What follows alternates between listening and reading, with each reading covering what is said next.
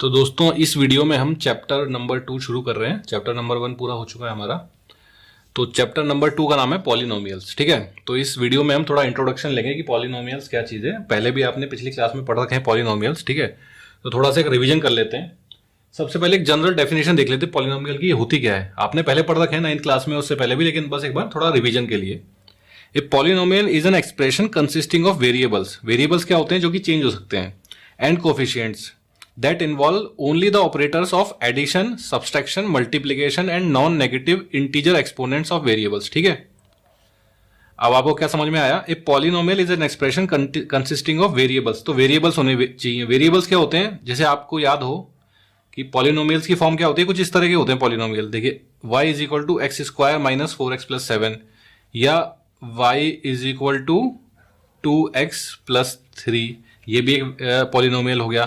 इसमें देखिए ये जो x होगा ना, या जैसे एक x यहाँ पे ये क्या होगा? इसको हम कहेंगे वेरिएबल, क्योंकि इसकी वैल्यू चेंज हो सकती है। x की वैल्यू कुछ भी हो सकती है ना, तो ये वेरिएबल हो गया। वेरिएबल का मतलब होता है इंग्लिश में कि जो कि चेंज होता रहे। ठीक है, एंड कोफिशिएंट्स। तो polynomial is an expression consisting of variables and coefficient. Coefficient क्या होता है? जो वेरिएबल के साथ होता है उसको कोफिशिएंट कहते हैं। तो जैसे यहाँ पे x के साथ 2 है, तो इस 2 को हम क्या बोलेंगे? कोएफिशिएंट। ठीक है, और ये x क्या हो जाएगा? ये हो जाएगा वेरिएबल। ठीक है, उसके बाद that involves only the operation of addition plus minus multiplication. ठीक है, तो 3 ही ऑपरेशंस हो सकते हैं। क्या क्या हो सकते हैं? एडिशन हो सकता है, देखिए प्लस है यहाँ पे, सब्सट्रैक्शन हो सकता है, और मल्टीप्लिकेशन हो सकता है। ठीक है, तो मल्टीप्लिकेशन जैसे आपस में ये कोफिशिएंट्स मल्टीप्लाई हो रहे हैं, 2 into x square into y. And non negative integer exponents of variables. ठीक है, तो एक्सपोनेंट्स क्या होते हैं? एक्सपोनेंट होती है पावर। जैसे हम बोलते हैं ना कि 2 की पावर 3, तो यहाँ पे 2 का एक्सपोनेंट हो गया 3। तो non negative integer exponents of variables. ठीक है, तो अब नॉन नेगेटिव एक्सपोनेंट क्या होगा? जो कि पॉजिटिव होगा। तो जैसे 2 की पावर 3 अभी पॉजिटिव है, अगर मान लीजिए ये हो 2 की पावर -3, तो इसका क्या मतलब होता है? इसका मतलब होता है 2 को नीचे जाना पड़ेगा, 1/2 की पावर 3, तो ये हो जाएगा नेगेटिव एक्सपोनेंट। तो आपके पॉलिनोमियल में नेगेटिव एक्सपोनेंट्स नहीं होते हैं कि पावर मतलब नीचे नहीं होगा आपका। जैसे जैसे ये y is equal to x square है ना, तो ये ऐसे नहीं हो सकता कि y is equal to 1/x square minus 4x plus 7, क्योंकि x नीचे चला गया। इसका मतलब कि जो एक्सपोनेंट है, जो पावर है x की, वो नेगेटिव है क्योंकि वो नीचे है। ठीक है, तो ऐसा नहीं होता है। नॉन नेगेटिव मतलब नेगेटिव नहीं होगी। इंटीजर एक्सपोनेंट्स, इंटीजर क्या होता है? जैसे 1 2 3 4 5 6 7 इस तरह से। ठीक है, ये इंटीजर्स होते हैं। तो ऐसा नहीं हो सकता कि किसी की पावर रूट में आ जाए, 3/2 आ जाए। ठीक है, अगर नॉन नेगेटिव इंटीजर नहीं लिखते हम, तो कुछ भी पावर हो सकती है ना। जैसे मान लीजिए ऐसा हो सकता है y is equal to x की पावर 1/2 प्लस 4x प्लस 2। अब x की पावर 1/2 का मतलब क्या होता है? आपको अगर याद हो तो x की पावर 1/2 का मतलब होता है √x प्लस 4x प्लस 2। अब देखिए यहाँ पे पावर हो गई नॉन इंटीजर हो गई, लेकिन पावर हमेशा इंटीजर होनी चाहिए, तो ये पॉलिनोमियल नहीं होगा। ठीक है, तो पॉलिनोमियल कैसा होता है? पॉलिनोमियल वो होता है जिसमें एक वेरिएबल होता है, एक से ज्यादा भी हो सकता है। ऑपरेशन किस किस से होते हैं? एडिशन, सब्सट्रैक्शन और मल्टीप्लिकेशन के होते हैं। साथ ही नॉन नेगेटिव इंटीजर एक्सपोनेंट्स होते हैं। ठीक है, ये एक पॉलिनोमियल की डेफिनेशन है, जो कि जिससे कि आप किसी भी तरह का पॉलिनोमियल जिसमें सब शामिल है। ठीक है, तो एग्जाम्पल्स देख लेंगे पॉलिनोमियल के। और देखिए, जैसे हमने सिंपल सा भी तो लिया है, कोई कॉम्प्लेक्स हो, जैसे ये x की ये क्यूब है, z is equal to x cube plus 2x square y minus x y plus 1। ये काफी कॉम्प्लिकेटेड है, अभी आपको 10th में इतना कॉम्प्लिकेटेड पढ़ने की जरूरत नहीं, बट एक एग्जांपल देखने के लिए पॉलिनोमियल ऐसा भी हो सकता है। और पॉलिनोमियल कैसे नहीं हो सकते, जैसे हमने देख लिया कि जो कि नीचे आते हो, जैसे ये y is equal to 1/x square minus 4x plus y, नीचे आ रहा है ना, डिनोमिनेटर में आ रहा है ना, तो नॉन नेगेटिव इंटीजर एक्सपोनेंट होना चाहिए। मतलब उसकी जो पावर है, एक्सपोनेंट मतलब पावर, उसकी पावर नॉन नेगेटिव होनी चाहिए। जब ये नीचे होता है तो पावर होती है नेगेटिव। जैसे हमने देखा था ना, 2 की पावर -3 का मतलब 1/2 की पावर 3। तो जो हमारी पावर है, एक्सपोनेंट है, वो नॉन नेगेटिव होना चाहिए। ठीक है, तो ये इंटीजर की हमने थोड़ी डेफिनेशन देख ली। ठीक है, तो और उसके बाद बात करते हैं डिग्री की। डिग्री ऑफ द पॉलिनोमियल, ये क्या चीज होती है? आपने पिछली क्लासेस में पढ़ी थी, फिर भी हम एक बार दोबारा इसको रिवाइज कर लेते हैं। डिग्री ऑफ पॉलिनोमियल क्या चीज होती है? ठीक है, the highest power of x in P x is called the degree of the polynomial. ठीक है, highest power of x in P x is called, क्या कहा जाता है उसको? डिग्री। मतलब कोई भी जैसे आपका पॉलिनोमियल है, उसमें जो वेरिएबल है उसकी जो हाईएस्ट पावर है वो हमारी डिग्री हो गई। तो जैसे इसका एक एग्जांपल ले लेते हैं, y is equal to x square minus 4x plus 7। अब इसमें वेरिएबल क्या है? वेरिएबल है x, और x की हाईएस्ट पावर क्या है? x की हाईएस्ट पावर कितनी है? x2 है। तो डिग्री ऑफ ये x square minus 4x plus 7 is equal to कितना? 2। दूसरा एग्जांपल ले लेते हैं, y is equal to 2x plus 3। ठीक है, तो वेरिएबल क्या है इसमें? वेरिएबल है x। ठीक है, तो डिग्री कितनी हो गई? Degree of 2x plus 3 is equal to कितनी है? 1। क्योंकि देखिए x की पावर 1 ही है ना, तो हाईएस्ट पावर जो होती है वो वेरिएबल की, that is degree of the polynomial. अब इसके हम बात करते हैं, एक कोई पॉलिनोमियल जिसकी डिग्री 1 है उसको हम क्या कहेंगे? मैं देखिए लिखता जाता हूं, डिग्री ऑफ पॉलिनोमियल इज 1, तो उसका नाम क्या होगा? उसे हम कहेंगे लीनियर पॉलिनोमियल।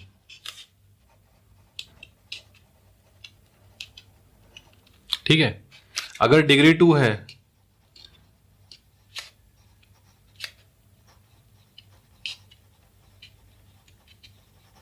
इज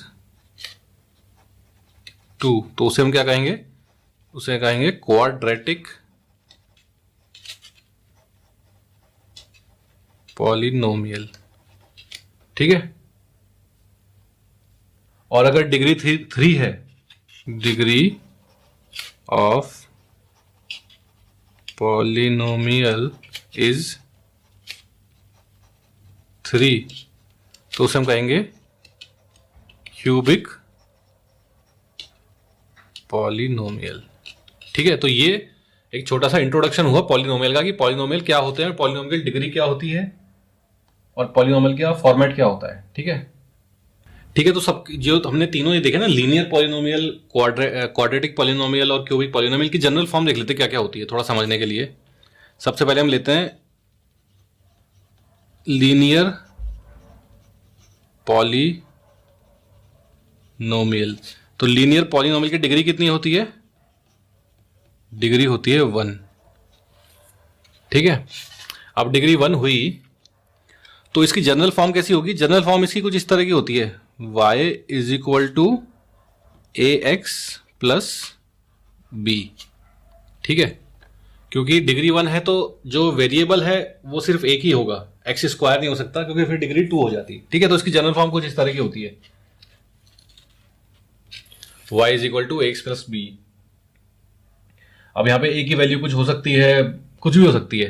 देखिए, वो जो था कि नॉन नेगेटिव इंटीजर होना चाहिए, वो सिर्फ कोएफिशिएंट के लिए है, जैसे कि वो उसकी पावर के लिए है। कोएफिशिएंट कुछ भी हो सकता है, जैसे कि हम एग्जांपल ले लेते हैं, क्या क्या हो सकता है? y is equal to, a की वैल्यू रूट भी हो सकती है, √2x प्लस 3, और y is equal to 2/3u plus 1। ठीक है, तो वेरिएबल x लिया है, कुछ कोई और कैरेक्टर भी हो सकता है, x की जगह u भी हो सकता है, और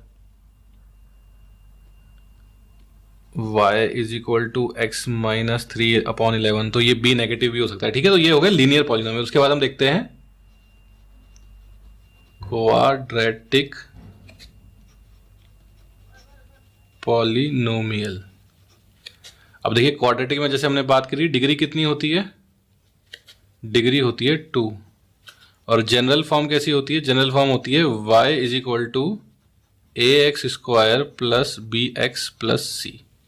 ठीक है, क्योंकि डिग्री 2 है तो सबसे पहले स्क्वायर आएगा, फिर x भी होगा और प्लस सी। ठीक है, तो ये जनरल फॉर्म हुई किसकी? क्वाड्रेटिक पॉलिनोमियल जिसकी डिग्री होगी 2।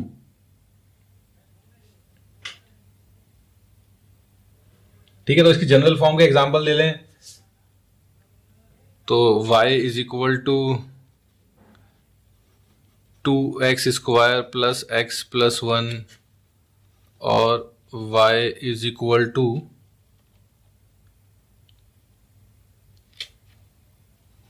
2 माइनस एक्स स्क्वायर और y is equal to x square. देखिए ये जीरो भी हो सकता है, ये कोफिशिएंट। ठीक है, तो ये क्वाड्रेटिक पॉलिनोमियल। उसके बाद क्यूबिक पॉलिनोमियल, इसकी डिग्री कितनी होती है? इसकी डिग्री होती है 3। और इसकी जनरल फॉर्म कैसी होती है? देखिए थोड़ा दिमाग लगाइए कैसी होगी।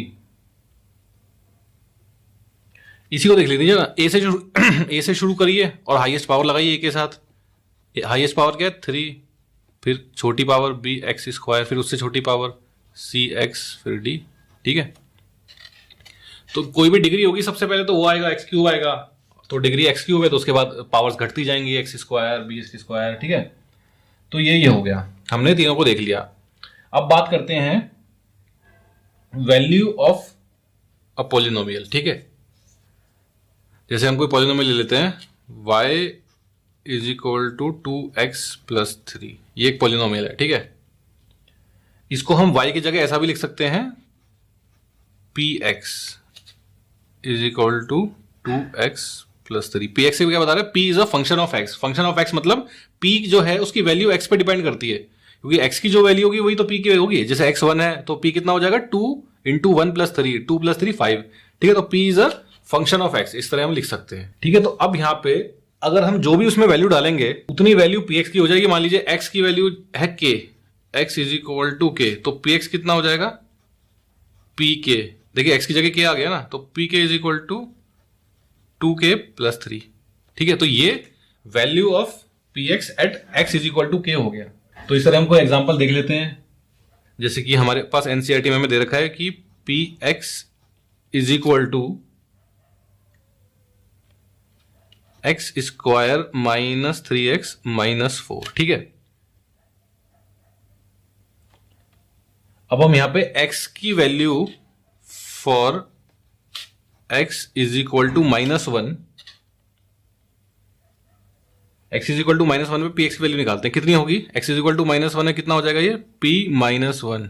देखिए -1 रखिए तो -1 का होल स्क्वायर -3 इंटू -1 -4, कितना हो गया ये?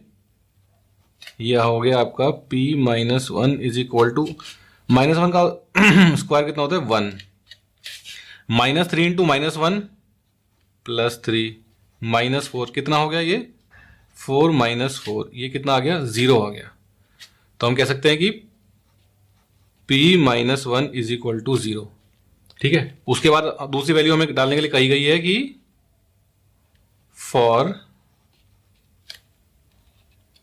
x इज इक्वल टू 4, दूसरी वैल्यू है x is equal to 4, p4 is equal to कितना? x स्क्वायर, तो मतलब 4 का स्क्वायर माइनस 3 इंटू 4 -4, तो कितना हो जाएगा ये? 4 का स्क्वायर कितना होता है? 64 माइनस 3 4 जा, ओ सॉरी 4 4 जा होता है कितना?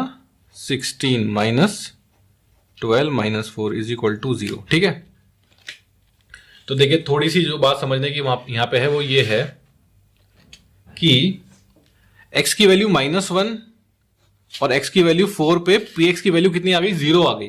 तो हम इसे क्या कहते हैं? हम कहते हैं zero of a polynomial. Simple सी बात, जीरो ऑफ अ पॉलिनोमियल का मतलब कि जहां पे उस पॉलिनोमियल की वैल्यू 0 आ रही है। Zero of polynomial. ठीक है, तो जीरो ऑफ पॉलिनोमियल क्या होता है? वो वैल्यू जहां पे कि उस पर्टिकुलर पॉलिनोमियल की वैल्यू 0 हो जाए। ठीक है, तो यहां पे zero of polynomial p x क्या था हमारे पास,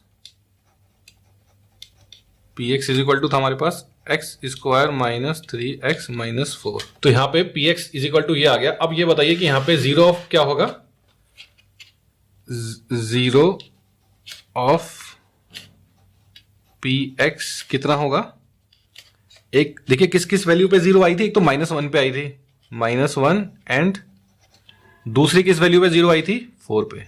ठीक है, तो ये जो दोनों वैल्यूज हो गई -1 और 4, ये क्या हो गई, ये जीरो ऑफ दिस पोलिनोमियल हो गए।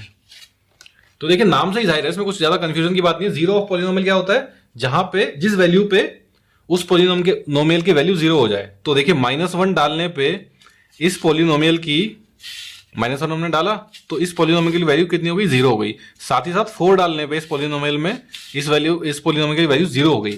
तो जिन भी नंबर्स को डालने पर उस पोलिनोमियल की वैल्यू जीरो हो जाए उसे हम कहते हैं जीरो ऑफ पोलिनोमियल।